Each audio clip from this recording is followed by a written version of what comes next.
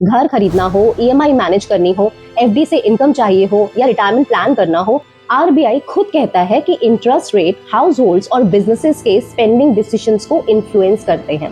Welcome back to my channel FinTalks by CA Deepti. आज मैं आपके लिए एक बहुत इंटरेस्टिंग टॉपिक लेकर आई हूँ, बट बिफोर वी बिगिन एक छोटी सी रिक्वेस्ट है।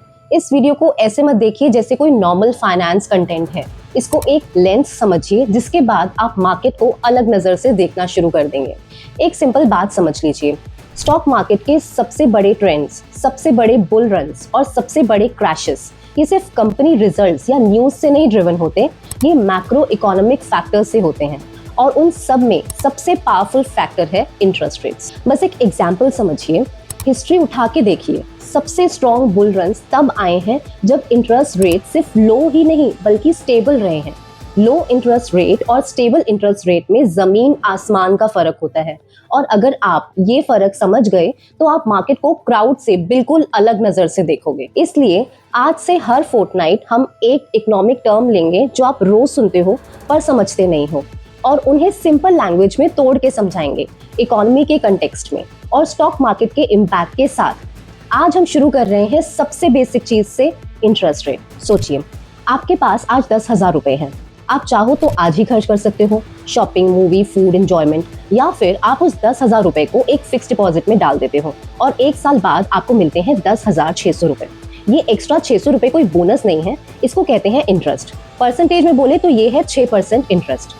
अब ये नंबर छोटा लग सकता है, पर इकोनॉमी के टर्म में ये बहुत बड़ा नंबर होता है, और ये नंबर क्वाइटली डिसाइड करता है कि कंपनीज एक्सपैंड करेंगी या नहीं, लोग घर खरीदेंगे या रेंट पे रहेंगे, स्टॉक मार्केट ऊपर जाएगा या स्ट्रगल करेगा, आपका कार लोन महंगा होगा या सस्ता, आपका क्रेडिट कार्ड बिल कितना पेनफुल होगा, और आपकी सेविंग्स बिना कुछ किए कितना कमाएंगी।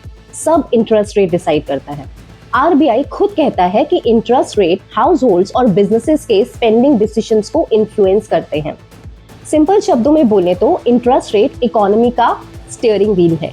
एक बार आप इसको समझ गए, इकोनॉमिक न्यूज कंफ्यूजिंग नहीं लगेगी और मार्केट मूवमेंट लॉजिकल लगने लगेगी। मगर उससे पहले चैनल को सब्सक्राइब जरूर करो, वीडियो को लाइक जरूर करो, ताकि मुझे भी लगे कि आपको ये कंटेंट पसंद आ रहा है। सबसे बेसिक लेवल पे समझा रही हूँ, इंटरेस्ट रेट सिर्फ और सिर्फ पैसे की कीमत है। जैसे दूध का प्राइस होता है, पेट्रोल का प्राइस होता है, वैसे ही पैसा भी फ्री नहीं होता, उसका भी प्राइस होता है। जब आप पैसे बोरो करते हो तो आप उस प्राइस को पे करते हो, जब आप पैसे लेंड करते हो तो आप उस प्राइस को अर्न करते हो। यही सिंपल सिस्टम पूरी इकोनॉमी को चलाता है। लो इंटरेस्ट रेट का मतलब बोरो करना इजी, स्पेंडिंग ज्यादा। हाई इंटरेस्ट रेट का मतलब बोरो करना महंगा, सेविंग ज्यादा। इसीलिए इंटरेस्ट रेट इकोनॉमी का थर्मोस्टैट होता है, कभी ठंडा करता है, कभी गर्म करता है। अब सवाल आता है, अगर इंटरेस्ट रेट इतना पावरफुल है तो इसे कंट्रोल कौन करता है?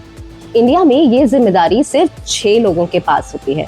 इस ग्रुप को कहते हैं मॉनेटरी पॉलिसी कमेटी या एमपीसी। ये 6 लोग कौन होते हैं?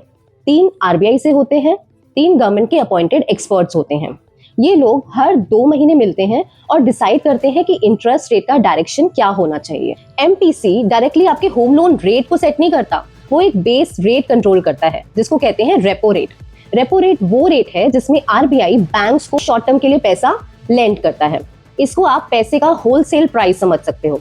अगर रेपो रेट बढ़ता है, बैंक्स के लिए पैसा महंगा हो जाता है और बैंक्स वो कॉस्ट कस्टमर्स को पास ऑन कर देते हैं। अगर रेपो रेट कम होता है, बोरोइंग सस्ती होती है और इकोनॉमी को बूस्ट मिलता है। इंटरेस्ट रेट्स रैंडम नहीं होते, ये एक साइकिल फॉलो करते हैं।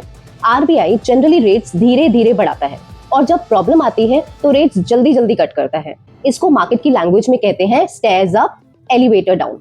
जब इकोनॉमी ग्रो कर रही होती है और इन्फ्लेशन बढ़ने लगता है, आरबीआई थोड़े थोड़े रेट बढ़ाता है ताकि सिस्टम शॉक ना हो।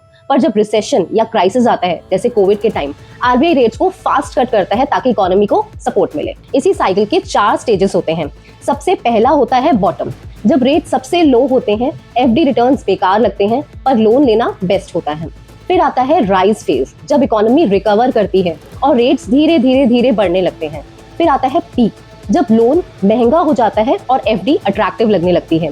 और फिर आता है फॉल फेज, जब इकोनॉमी वीक होती है और आरबीआई रेट्स कट करता है। अगर आप ये साइकिल समझ गए तो आप अपनी लोन्स, एफडीज और इन्वेस्टमेंट सब बेटर टाइम पे मैनेज कर पाओगे। इंटरेस्ट रेट से स्टॉक मार्केट का टॉपिक नहीं है, ये आपकी डेली लाइफ को डायरेक्टली इम्पैक्ट करता है। घर खरीदना हो, ईएमआई मैनेज करनी हो, एफडी से इनकम चाहिए हो या रिटायरमेंट प्लान करना हो, हर जगह इंटरेस्ट रेट इन्वॉल्व है। लो रेट्स के टाइम घर महंगे लगते हैं, हाई रेट्स के टाइम ईएमआई हैवी लगती है। कंपनीज लो रेट्स में हायरिंग करती हैं, हाई रेट्स में एक्सपेंशन रोक देती हैं। इसलिए इंटरेस्ट रेट सिर्फ फाइनेंस का कंसेप्ट नहीं, लाइफ का कंसेप्ट है। So final take away is, कोई एक परफेक्ट स्ट्रैटेजी नहीं होती जो हर इंटरेस्ट रेट इन्वायरमेंट में काम करे। स्मार्ट इन्वेस्टर वो होता है जो रेट साइकिल को समझने के बाद डिसीजन लेता है, पैनिक में नहीं। शॉर्ट टर्म नॉइस को इग्नोर कीजिए, लॉन्ग टर्म डायरेक्शन पे फोकस रखिए और याद रखिए, मार्केट हमेशा पहले रिएक्ट करता है, समझना बाद में आता है। अगर आप चाहते हो कि मार्केट आपको सरप्राइज ना करे तो मैक्रो को समझना शुरू कीजिए। नेक्स्ट फोर्टनाइट हम बात करेंगे इन्फ्लेशन के ऊपर। तो लाइक, शेयर एंड सब्सक्राइब जरूर करें ताकि मुझे मोटिवेशन मिलता रहे और ऐसी वीडियोस बनाने का। तब तक के लिए नमस्ते।